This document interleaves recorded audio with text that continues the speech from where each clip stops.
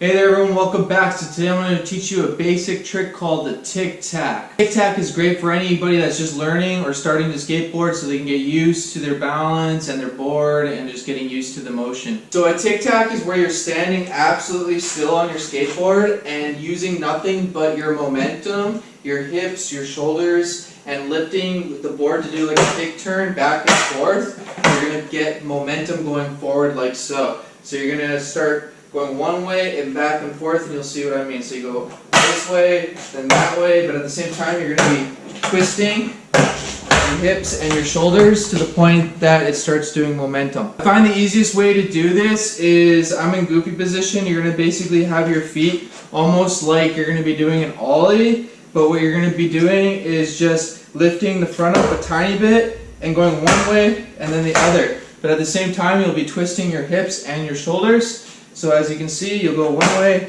back and forth, until you build up momentum. So you're in starting position, and then you start going back and forth, wiggling, and then you get speed.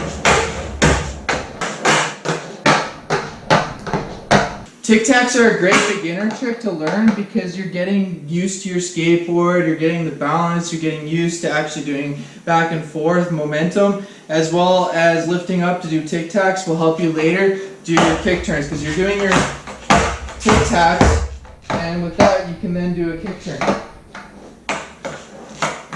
The main thing about the Tic Tac is you're using your hips and your shoulders at the same time, and you want to use that momentum to start building up and gaining speed. So like I said, you're just lifting and going back and forth until you build up speed.